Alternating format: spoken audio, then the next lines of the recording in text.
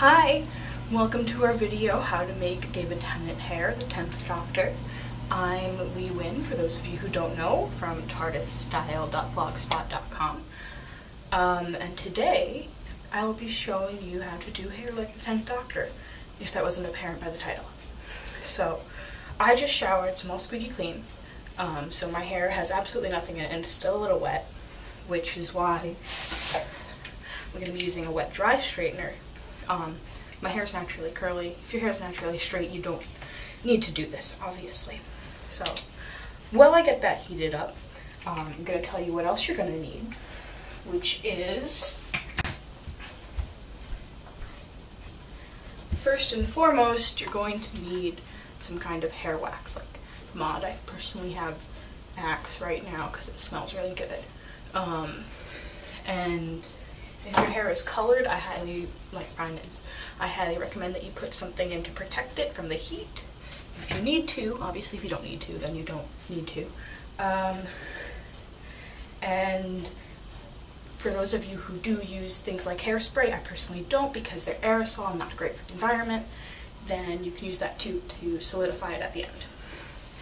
So, if you are doing it wet, your hair's already wet, don't use just your normal straightener because you'll burn your hair and it's really nasty, it smells horrible, and it's just bad for your hair. So I think this is heated up a bit more for me to use it now, so I'll get started.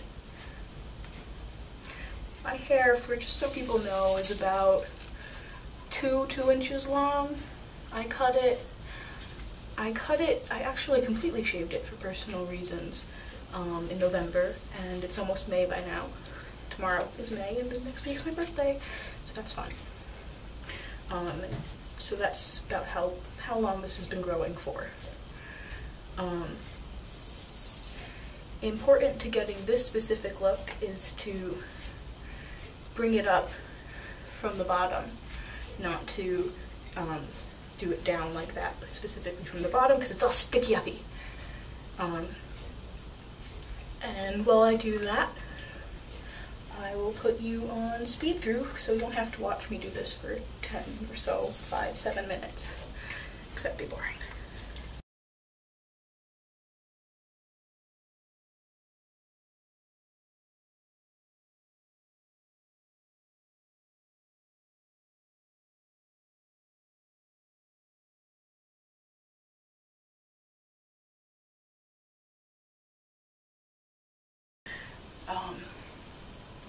If you have straight hair, what you're going to want to do is actually get your hair wet a little bit, and then put the pomade in the way I'm about to show you, as soon as I'm satisfied with how straight this is. If you're a girl, you can go the sides a little bit, so it can look like you have a David Tennant sideburn, obviously.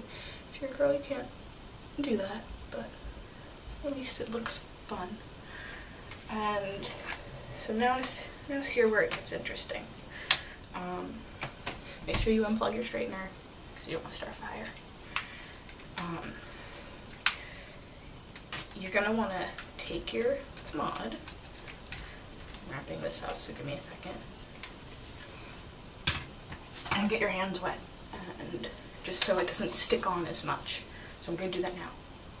And you're going to open it and take just a bit, okay, maybe more than a bit, but about that much. For the amount of hair that I have, that's about what I need. And the key to any style using this kind of hair medium, I guess, is to rub it in your hand. Okay, I dropped it.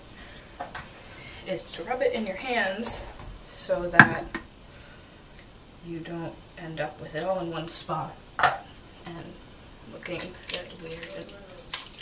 Apparently, as we just learned, keep your hands close together.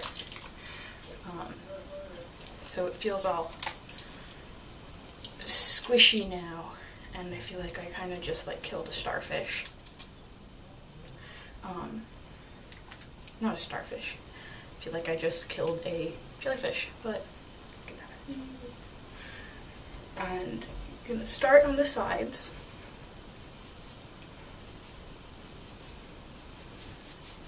and kind of ruffle it like that. Like that person who said, "Can I ruffle your hair, David?" Like that video, which I love. The link is to that on the page. And now that you look like a mad scientist, you're halfway there. 3/4 of the way. Your hair is gonna, it doesn't, the reason it's important to use this kind of pomade stuff, pomade, I don't know, is because if you use something like a hair gel, it's going to get very crisp and stay exactly how it is. You know, you want to be able to ruffle your hair a little bit. At least I do. So now that you have that, and you look kind of crazy, you're going to want to wash your hands again, because your hands feel all sticky and you've probably got a little bit of hair on them. Now that you've done that, you're going to want to take a brush through it, and by brush I mean comb. I have this really cool comb that it has like 3 rows of teeth, and one is finer than the other in the middle, and I think it's really awesome, but hair gets stuck in it really easily. But what you're going to want to do is brush it forward a bit from the top, kind of like you're making a mohawk, but not really, and then up. And it takes some playing with, depends on your hair, depends on the day, and if you have a receding hairline or not. Obviously I don't. Then you can get more of it going forward like it does. And my hair's honestly a little short to be doing this at the moment, but I don't care.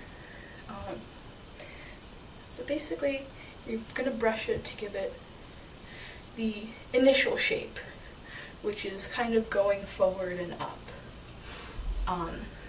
Then on the sides, obviously, take your fingers and move it back, and up to the sides until you get something that kind of looks like this, with a little bit coming down in the front. Oh, I did it. To get something that looks roughly like that. I'll take a few stills so you can totally see exactly what happened. And then, ideally, it should be a little shorter on the sides, but mine's not, so tough.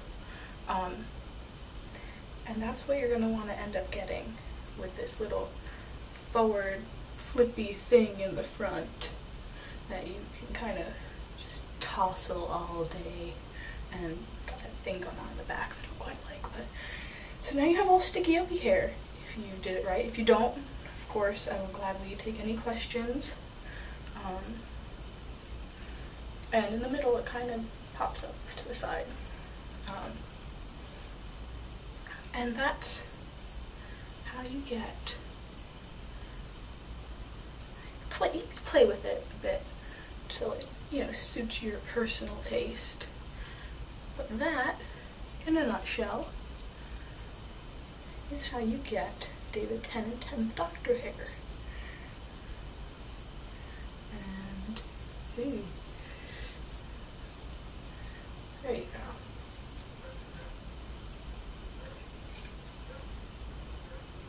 Oh, yeah, you can see it better.